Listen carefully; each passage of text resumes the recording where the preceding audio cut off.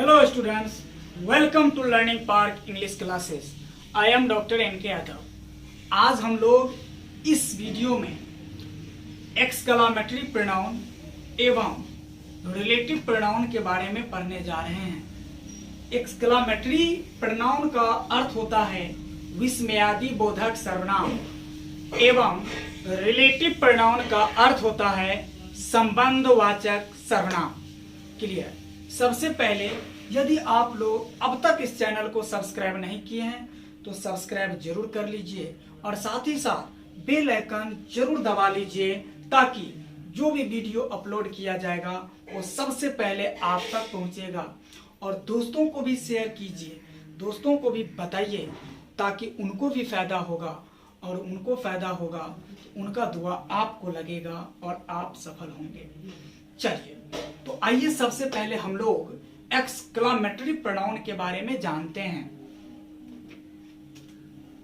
देखिए, exclamatory pronoun विस्मयादि बोधक सर्वनाम। The pronoun which denotes surprise is called exclamatory pronoun. जिस सर्वनाम से आश्चर्य का भाव व्यक्त होता हो उसे विस्मयादि बोधक सर्वनाम कहा जाता है। क्लियर। आइए अब हम लोग एग्जाम्पल देखते हैं।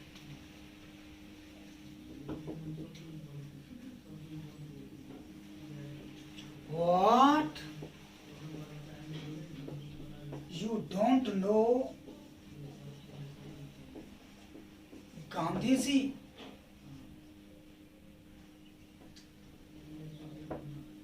What? What? You don't know Gandhi ji? यहाँ what जो है ना वो आश्चर्य का भाव व्यक्त कर रहा है, इसलिए ये यहाँ पर एक्सक्लामेटरी प्रोनाउन है। क्लियर। आइए हम लोग रिलेटिव प्रोनाउन के बारे में पढ़ेंगे। रिलेटिव प्रोनाउन अर्थात संबंधवाचक सर्वनाम। एग्जाम में अधिकतर क्वेश्चन इसी से रहता है, रिलेटिव प्रोनाउन से रहता है, इसलिए इसे ध्यान से पढ़िएगा। आइए हम लोग रिलेटिव प्रोनाउन का डेफिनेशन देखते हैं। रिलेटिव प्रोनाउन का मतलब होता है संबंधवाचक सर्वनाम। डेफिनेशन है the pronoun which refers to some noun going before and connects two sentences is called relative pronoun. जो सर्वनाम अपने पूर्वगामी संज्ञा के बदले में आने के साथ साथ दो वाक्यों को जोड़ता हो उसे संबंधवाचक सर्वनाम कहा जाता है। जो सर्वनाम अपने पूर्वगामी संज्ञा के, पूर्वगामी का मतलब होता है पहले वाले संज्ञा के बदले में आने के साथ साथ दो वाक्यों को जोड़ता हो उसे रिलेटिव प्रोनाउन अर्थात संबंधवाचक सर्वनाम कहा जाता है। अब आइए हम लोग एग्जांपल्स देखते हैं। Who, which, that, whom, whose, what, but, as, ये सब जो हैं वो रिलेटिव प्रोनाउंस का एग्जाम्पल्स हैं। क्लियर। चलिए देखिए, एक महत्वपूर्ण बिंदु है, एक महत्वपूर्ण पॉइंट है जिसे याद रखना पड़ेगा। हु नॉमिनेटिव केस है, हु एवर भी नॉमिनेटिव केस है। हु का ऑब्जेक्टिव केस हुम होता है, पजेसिव एडजेक्टिव हुज होता है। व्हिच नॉमिनेटिव केस के रूप में भी आता है, ऑब्जेक्टिव केस के रूप में भी होता है, पजेसिव एडजेक्टिव के रूप में आप व्हिच होता है। दैट नॉमिनेटिव केस के रूप में भी आता है और ऑब्जेक्टिव केस के रूप में भी आता है। Clear. Uses of relative pronouns, संबंधवाचक सर्वनाम का प्रयोग। Clear. Trick number 1। Trick number 1 में क्या है जरा देखिए। हु का प्रयोग एज ए सब्जेक्ट, सब्जेक्ट के रूप में होता है। हुम का प्रयोग एज एन ऑब्जेक्ट, ऑब्जेक्ट के रूप में होता है। हुज, हुज का प्रयोग as a possessive adjective, possessive adjective के रूप में होता है। और हु, हुम, हुज का प्रयोग मानव के लिए होता है, ईश्वर के लिए भी होता है, देवता के लिए भी होता है, परी के लिए भी होता है, देवदूत के लिए भी होता है। और जब पालतू जानवर को व्यक्ति के रूप में देखा जाता है, व्यक्ति के रूप में माना जाता है, तब इसके लिए भी हु, हुम, हुज का प्रयोग होता है। जैसे डॉग, तो डॉग एक जानवर है, पालतू जानवर है, लेकिन डॉग का यदि नाम रख देते हैं एलेक्स, डायमंड, शेरा, तब ये हो गया व्यक्ति के रूप में उसको मानना। उस कुत्ता को व्यक्ति के रूप में नामकरण कर देते हैं तो हो गया पालतू जानवर को व्यक्ति के रूप में समझना। समझ में आया?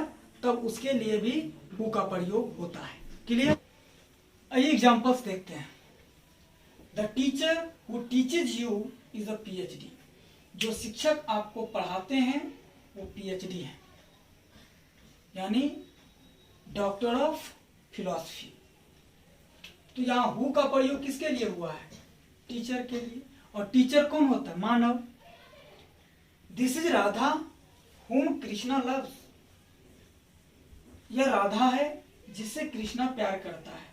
तो ये whom, दिस इज राधा, यह राधा है whom कृष्णा लव्स, जिससे कृष्णा प्यार करता है। ये whom किसके लिए आया? राधा के लिए। और राधा क्या है? Manav. This is the girl whose father is a DM। यह वही लड़की है जिसके पिताजी DM है। यह हुज का प्रयोग किसके लिए हुआ है? गर्ल के लिए। और गर्ल मानव है। Tommy who was barking frightened the children। Tommy जो भौंक रहा था बच्चों को डराता था। तो ये जो हु है वो किसके लिए आया? टॉमी के लिए। टॉमी किसका नाम है? कुत्ता का। अगर डॉग रहता तब टॉमी नहीं होता, सॉरी हु नहीं होता। डॉग रहता तब हु नहीं होता, तब व्हिच होता। क्लियर? लेकिन यहां कुत्ता का नाम रख दिए हैं टॉमी। तो टॉमी जानवर है, पालतू जानवर है, कुत्ता का नाम है, इसे मानव के रूप में समझा गया, इसीलिए नाम रखा गया है, इसलिए इसके लिए क्या आया? ये भी करेक्ट। देखिए ट्रिक नंबर 2, व्हिच का प्रयोग सब्जेक्ट एवं ऑब्जेक्ट के रूप में होता है। For animals and lifeless things, जानवरों एवं निर्जीव वस्तुओं के लिए, निर्जीव पदार्थों के लिए। क्लियर? आइए एग्जाम्पल देखते हैं। The dog blank was barking at Raman did not bite him. जो कुत्ता रमन पर भौंक रहा था उसे नहीं काटा। जो कुत्ता रमन पर भौंक रहा था उसे नहीं काटा। अब देखिए यहां डॉग है तो हु होगा इसमें या व्हिच होगा? व्हिच होगा, क्योंकि जानवर के लिए व्हिच आता है। लेकिन अगर कुत्ता का कुछ नाम रहता यहाँ पर, सेरा, टॉमी, एलेक्स, ये सब, तब यहाँ हु होता। क्लियर? देखिए trick number 3, position of, in, by etcetera के तुरंत बाद व्हिच का प्रयोग होता है, whom, which, that का नहीं। क्लियर? एग्जाम्पल देखिए। Ranjana forgot the year in whom she was born। क्या ये सेंटेंस सही है? नहीं, बिल्कुल गलत है। क्यों? यहाँ इन प्रीपोजिशन है और इनके साथ whom नहीं, प्रीपोजिशन के बाद क्या आता है? which। क्लियर? आइए ट्रिक नंबर 4 देखते हैं।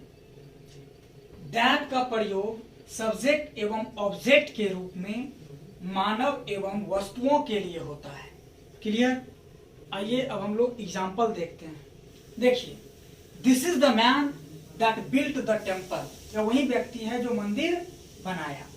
अब देखिए ये दैट का प्रयोग यहाँ मानव के लिए हुआ है। क्लियर? आइए हम लोग अब ट्रिक नंबर 5 देखते हैं जो बहुत ही इंपॉर्टेंट है। ऑल का प्रयोग जब व्यक्ति के लिए होता है तब इनके लिए हु या दैट दोनों प्रयुक्त होता है। जब वस्तु के लिए होता है तो सिर्फ इनके लिए दैट का प्रयोग होता है, हु व्हिच का नहीं। Everybody, somebody, anybody, nobody, everyone, someone, anyone, known, those. इनके तुरंत बाद हु या दैट दोनों में से किसी का भी प्रयोग होगा तो सही होगा। Superlative degree. अब कहेगा सुपरलेटिव डिग्री पहचानेंगे कैसे? तो एडजेक्टिव, एडीजे का फुल फॉर्म हुआ एडजेक्टिव, विशेषण, इसके अंत में EST लगा रहेगा या एडजेक्टिव के पहले मोस्ट लगा रहेगा तो सुपरलेटिव डिग्री होगा। तो superlative degree everything, something, anything, nothing, only, few, little के तुरंत बाद दैट का प्रयोग होता है, हु, हुम, व्हिच का नहीं। द सेम के बाद the same plus noun, the same plus noun के बाद यदि वर्ब अस्पष्ट हो तो इस नाउन के तुरंत बाद दैट लगेगा, एज नहीं लगेगा। परंतु द सेम प्लस नाउन के बाद वर्ब इज नॉट अवेलेबल, यानी वर्ब नहीं रहेगा तो एज होगा, दैट नहीं होगा। क्लियर? चलिए देखिए trick number 5, it plus is oblique was के बाद प्रॉपर नाउन अर्थात व्यक्तिवाचक संज्ञा रहेगा तो हु का प्रयोग कीजिए या दैट का प्रयोग कीजिए, दोनों सही होगा। इट प्लस इज या वाज के बाद कोई दूसरा नाउन रहेगा तो दैट का प्रयोग करेक्ट माना जाएगा। It plus is oblique was के बाद यदि कोई प्रोनाउन हो अर्थात सर्वनाम हो तो हु का प्रयोग कीजिए या दैट का प्रयोग कीजिए, दोनों सही होगा। यदि किसी भी सेंटेंस में अर्थात किसी भी वाक्य में दो नाउन्स एंड से जुड़ा हो, दो नाउन्स एंड से जुड़ा हो और उसमें से एक वो नाउन ह्यूमन बीइंग्स हो, मानव हो, और दूसरा जानवर या वस्तु हो, तब उसके साथ हमेशा दैट का प्रयोग होता है, हु या हुच का नहीं। सच प्लस नाउन के बाद एज का प्रयोग होता है, दैट का नहीं। बट का प्रयोग जब रिलेटिव प्रोनाउन के रूप में होता है तो अर्थ होता है जो नहीं या जिसने नहीं।